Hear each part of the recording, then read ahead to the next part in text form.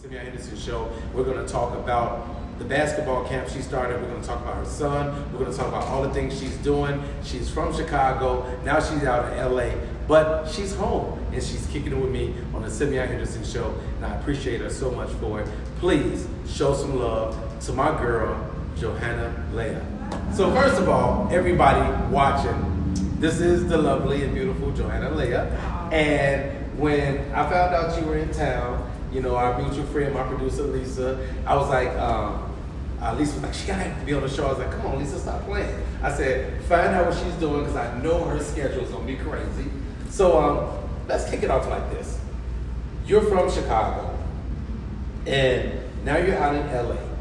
And it's one of those things where, and you knew this, when you exhaust all of your opportunities and you've done everything that you could do here, you decided that you're gonna take your son and your daughter, and I think your mom is with you now too, right? Yes, she is. You guys went out to LA because you wanted to evolve and get more, and you wanted better. So let me ask you, how tough was it for you to decide to make that move? Well, two things. Obviously, Chicago has been home. I was born in Los Angeles, right. But I grew up in Evanston. So right. Everyone likes to shout out Chicago, but I grew up in Evanston. But honestly, I think it was an easy decision. I think that in life it's about growth. Yes. In life it's about change. Mm-hmm. And so often I think like being true to what you know and what you believe, or where you've been or what you've experienced growing up is like where you need to stay. Right. And I believe in the evolution theory. Like you keep growing, you keep prospering, and when you, like you said, exhausted what you felt Chicago had to offer, yes. It's time to then plateau elsewhere. And so for me, it was hard. I mean, I started businesses here. Mm-hmm. I'm rooted here. Right. But when you go off faith and when you go off what you really ultimately believe in, what you believe is best for your family, right. It's really an easy move. Yeah. And when you said the elevation, right? And it's so funny. All I've been talking about lately is evolving, getting better. I mean, I remember you've seen when I first started with the acting, and now it moves on Netflix. I think we go back like 20 years. Man, no, for real. Yes. We literally go back 20 years. Yes. But one thing that I want to touch on before we get into the businesses you do and your son and your kids, I want to dispel some myths. People see you and they think, oh, look at her, she's stuck up. Oh, she thinks she all that. And I'm like, who are you talking about? You can't be talking about my friend, the person I know that I've been knowing for 20 years. And people get this misconception of you because of your confidence and because of the way you carry yourself, but you carry yourself with style and grace and how you're supposed to. So what do you say to the people who think that about you but don't really know you? Give them a little education. So, for years, I struggled with it. Mm-hmm. I tried to dumb it down. I tried to blend in. I tried to constantly dispute it. Mm-hmm. But when you constantly get, oh, you're not like that, or oh, you're cool, mm-hmm. It's like, well, what was I supposed to yes. be? But I will say this, but I have to look self in the mirror. I can be very cold. I can be extremely blunt. Mm-hmm. I've never been one to hide my feelings. Oh, you telling that? I am imperfect. So I'll be the first to say, I am not perfect, but yeah. I've tried to always remain true to what I felt and right. what I believed in. And I think that's for me what has been my peace at night, which has made a lot of decisions. Mm-hmm. But also, I'm also okay with the people who are judging me like that, or the right. people who still believe that, or choose to, believe in what they hear versus getting to know me for me. So I think the cool thing about people judging you is the fact that they're watching you. So and really they're judging you because they're really trying to get something from you. They're really gleaning from you, because if they're judging you, they're watching you. And if they're really watching you, they see the real you. And that's why they end up saying, I thought you were like this, or I thought you were like that. And a good friend of mine, we had, I do the motivational speaking. I was talking to him, and he was telling me, and we were talking about being perfect at being imperfect. And people don't understand, and I'll say it until I fall out, no one is immune to the trials and tribulations of life. Everybody go through things, and we all have ups and downs, but where you go from the hardship and how you come out of it determines the type of person you are. And looking at the things that you've been through and where you're at now, it shows that you've overcome. It shows that you stay faithful and focused, consistent and committed, and you are hell-bent on being successful, not just for you, but for your family, and even for us, the people that surround you. So, what is your motivation? And I'm going to say this, I'm afraid of not growing. So, so often you hear afraid of not trying. I'm afraid of knowing that each day I don't wake up and try to at least be better than I was the previous day. And I know it kind of sounds crazy. I think my children pushed me a lot further when I had them, right. Because I have to be an example. And again, I'm imperfect. I have made poor decisions. I have fallen. I have bumped my head. I've gotten up. I've fallen. I've bumped my head. I've tripped. Right. It's funny. My guy asked me, he's like, "Why are you always tripping?" I'm a little clumsy. Like, I've been clumsy before. You remember my cousin Jasmine? Yeah. You guys about the same height, tall, light-skinned, pretty girls. Every time she's with me, she's falling. I said, "Please don't hurt yourself while you're with me." Seriously, no, but so my motivation truly has been I have to become better. I think that's the competitor in me. Mm-hmm. I think that's really ultimately what drives me. And also what has been my small circle, mm-hmm. and also been what's kept me away from people. Mm-hmm. When I see people stuck in a rut, when I see people stuck in their ways, when I see people not willing to experience new, not willing to try again, not willing to hit them to their head mm-hmm. and get back up, that scares me. Yes. So I don't want that type of energy around me. I'm big on energy, I'm big on souls, I'm big on life, yes. but I need energy that's positive and uplifting, right. and so those are the things that keep me going. And then looking at my children, it's like, okay, so they have me to turn to. Right. And if I'm not on my square, mm-hmm. how can I expect them to be on the square? See, this is how you know she's down to earth. Did you hear what she just said? She said, if I'm not on my square. That's a West Side thing. I'm just saying. West Side? I was from LA. Right, look, and I'm from the West Side. So it's so cool. Everybody, you're watching the Simeon Henderson Show, where we're giving a voice to the people. I'm sitting here with the lovely and talented and driven Miss Johanna Leia, and we're just talking about life, the things she's done, where she's going, and what drives her. And let me ask you this question. Have you ever played sports? I have. I played basketball.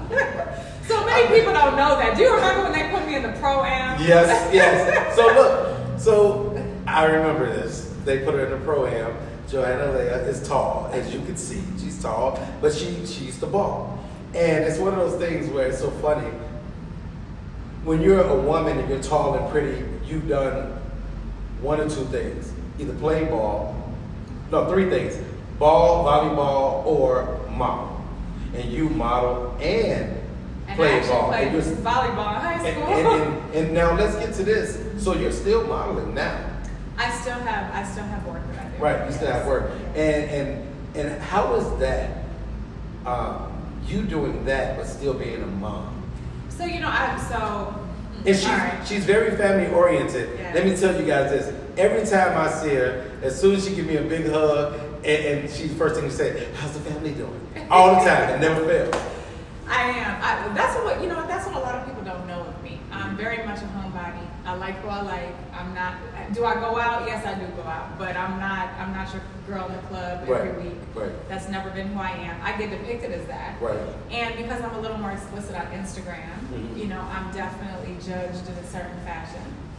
But I modeled for 17 years with Fort Wilhelmina. So being naked, being in front of the camera, at my 21st birthday, I'll never forget it, at 5 a.m., I'm on Fort Lauderdale Beach shooting for a Canadian company, making really good money, and it's freezing, and it's the crack of dawn because we have to catch the light right when it's, So I have that background, and I think now because I have a teenage son, and because he's in a very top position right now in basketball, I'm supposed to cover myself up or, be a different person. And it's funny because I thought about it for, 45 seconds. And I'm like, wait, what? Like, I get paid for that. I got paid I supported my family like that. Yes. So as long as I had a conversation with Amari and he was okay with it, as much as he could be okay with it, then I knew I was all right.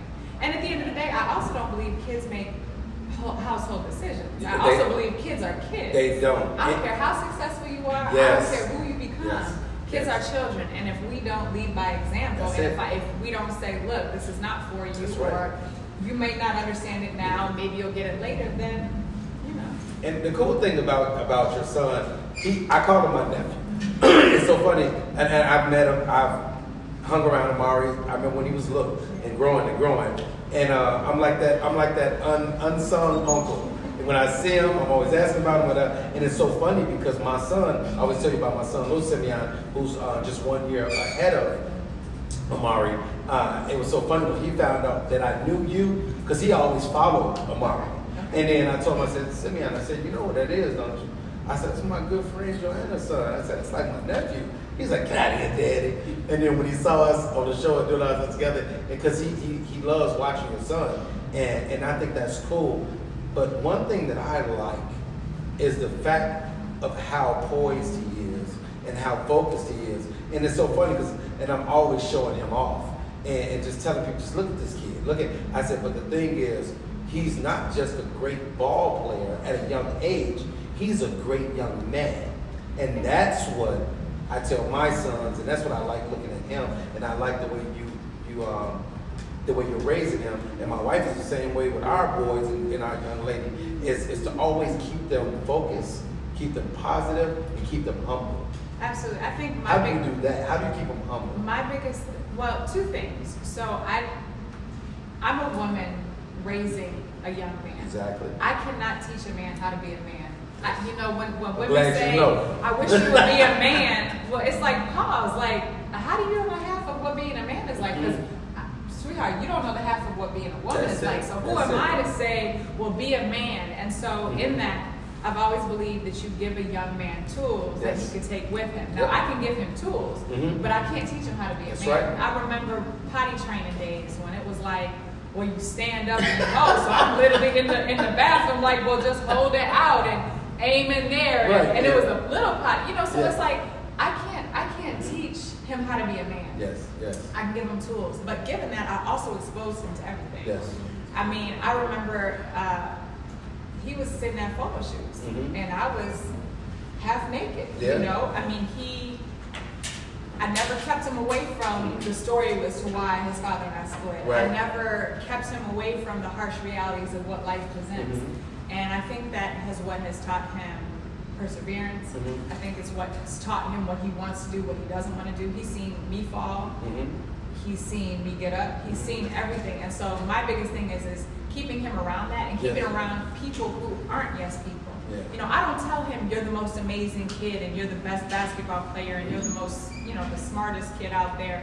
I believe in saying, come on, we can do better. And that goes back to that growth thing. I'm big on it. I'm telling you, for years I didn't understand why I would distance myself or why I was off certain things, whether it be a career, whether it be friends, whether it be colleagues, whatever. But if I felt like there was no growth, I had to get away.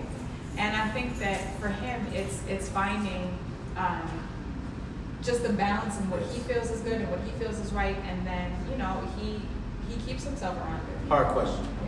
Hard, not really hard, but I'm going to ask you. Okay.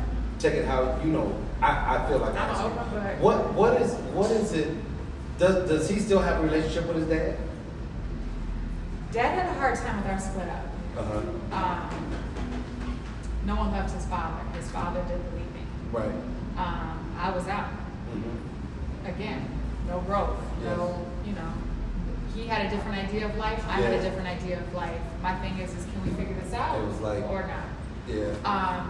And since then, Dad has not chosen to be what I view, and I'm going to use just what I view as what a dad. And now that Amari's old enough, what his idea of a dad is. So, given that, I think that it has taken a toll, but he's also chosen not to be, the father that he should have been. And the reason I'm asking this question, everybody's watching the show. I'm just giving people. I really want. My whole idea for this interview with you was to really give people an idea of who my friend is. The lady I know, the hard worker, but also let's have some reality, because yeah, everything is not always glitz and glamour. You have to go through trials, and like I said, and you have your ups and downs and your hardships, but the fact that you're still here, the fact that you're still standing, the fact that you're still evolving and thriving, that's what I want people to see, that you have been through something and that you have made it out and you're going even further. And that's what I wanted people to see as well. Simeon, there were days that I said, okay, am I going to pay the light bill today, or am I going to go ahead and hit this trainer with this hot 100? Yeah. And I'll be the first to admit it. We'll talk about it. I have robbed Peter to pay Paul in my own finances in order to say, okay, what is the priority? Be it that we've lived in Chicago, I've always chose an area of the city that I thought was safe for Amari to walk around. Even if it was a little outside my budget, I was willing to sacrifice whatever it may be for certain things. I'm sorry, little ones. It's live, everybody. Her daughter's over there doing what babies do. She's good. Go ahead, finish. So, for me, you know, I've chosen to take certain and make certain sacrifices. I don't need to tell her to get off of that. No, sorry, being a mommy. Don't stop. Okay. So I definitely have. I've chosen to make certain sacrifices. I've chosen to go certain routes based on what I believe was what was right for my kids. Good. I like if it was just myself, I might have made other sacrifices. Right. But I'm really willing to make whatever it is happen for the safety and for the environment of my kids. I believe we're products of our environment. Yes, we are. And I appreciate you being here. And I know you have your daughter with you. And I appreciate it. And I'm sure the people can appreciate it. You know, it's just one of those things. But you're a typical mom when you're doing something like, no, I need her to be quiet. I needed to. No. We're going to move past that. And so what I want to talk about before we get out of here, we've been talking for a little while. And that's cool. And I want people to understand, you started a basketball camp, the superstar basketball camp, because you wanted to give not only your son, but you wanted to give these young men a chance to evolve and better their skills and try to get to another level. What made you go that route? So my business partner, Brandon Lomax, he coaches actually at Lincoln Park right now. He started off at Skinner. I know. And that's where Amari started off as well. And I wanted to create an environment where not every kid is going to be a superstar. Yes. You know, and you know, if you look at the demographics in our community, every young man, I shouldn't say every, but a majority want to be basketball players. And that is depicted in our community heavily. From the mics all the way up to all of the sport. I mean, you name it. So my thing is not every kid is going to make it. When you do the numbers of who actually make it and the politics and what's behind basketball, the reality is it's teeny. We talked about So I wanted to create an environment where the one thing you could do is you could show up every day. You're going to have a wonderful time, a great environment, a safe unit, and you're going to get better. And our goal was to make sure every kid, no matter what level, no matter what age group, was going to make that team. And that's what intrigued me about you. Because I remember, because you had to move, because I was going to put Simeon in your camp. When I talked to you about it, when you broke it down to me like that, it was so impressive. Because now you're talking about just building them up as young men and just giving them the opportunity to do what they love to do, but also being I believe in being honest with them and saying, hey, everybody's not going to go to the league. There's 1,000 ways to go to the league. I tell my son he's very smart and all of this stuff, but hey, I'll tell you one thing, your sacrifices are paid out. I'm already going to the league. I mean, God willing. He's going to the league. And we're speaking it into existence. If he keeps doing what he's doing now, no way he's only going to be a sophomore in high school. So he has 3 or more years to play. You know what I'm saying? And he's playing with people. And he was pretty much the standout as a freshman. He was a standout. So he keeps doing what he's doing, keeps listening to his mom, keeps his head level and things like that. He's definitely going to go. He's going to make a career playing ball. But now, here it is.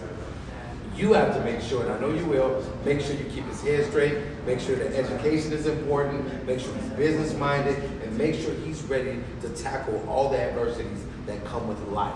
And I know you're going to do that.